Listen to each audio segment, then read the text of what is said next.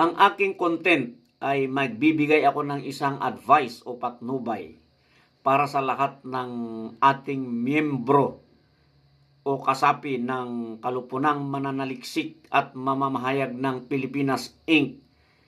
na ating asosasyon, whether officers or members.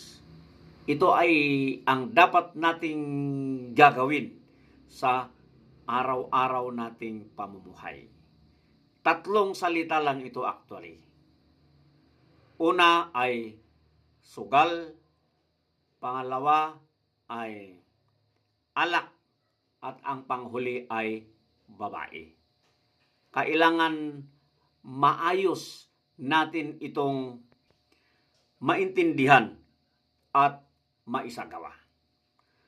Unahin na natin ang sugal. Ang sinasabi kong sugal ay hindi yung literal na may involved na tayaan. No, ang sugal na ito ay ang ibig sabihin, sa umaga, gunitain ang langit o lumikha.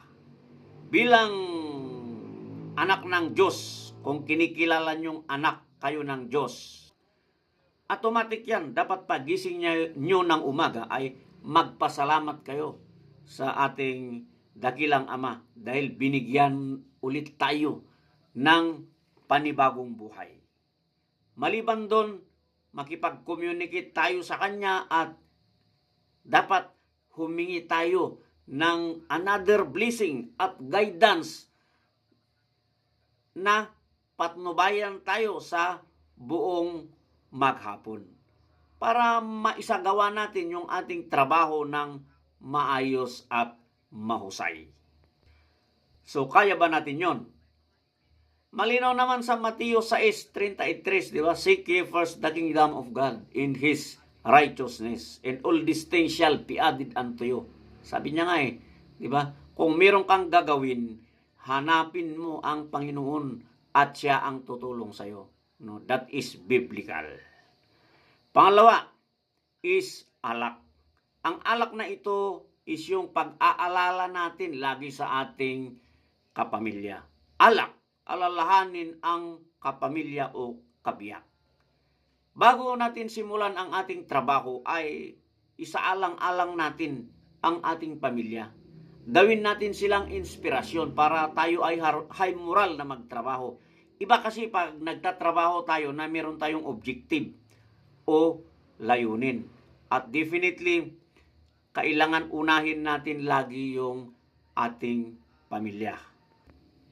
Before others, of course. Hindi ko sinasabi na hindi tayo tumulong sa kapwa kasi part yun ng utos ng Panginoon. Pero, siyempre, para lagi tayong high moral, ika nga, no, ulitin ko, no, inspired na sinasabi, ay kailangan nating alalahanin lagi ang kapakanan ng ating kapamilya.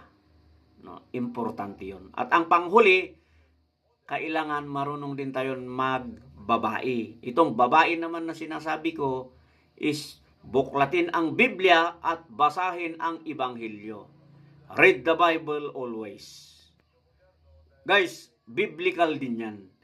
Diba? Kaya nga dapat yung ugnayan natin sa ating Panginoon, yung pananampalataya natin is continuing arawan. No? At magagawa natin yun pag binabasa natin ang Bible. Don't you know guys that Bible is the best source of wisdom? Lahat dyan nakasulat. No, maalala ko yung sinabi ng isa kong napakatalinong teacher na the Bible is the best source of wisdom. Nandyan lahat yan. No? Lahat ng kabutihan nandyan sa Biblia. Kaya pag binasa mo yung Biblia, di ba, hindi ka mapapahamak. Di ba, magkakaroon ka ng magandang guidance at masusunod mo pa ang mga kautusan ng ating makapangyarihang Diyos na dapat mong isagawa at isakatuparan sa buhay.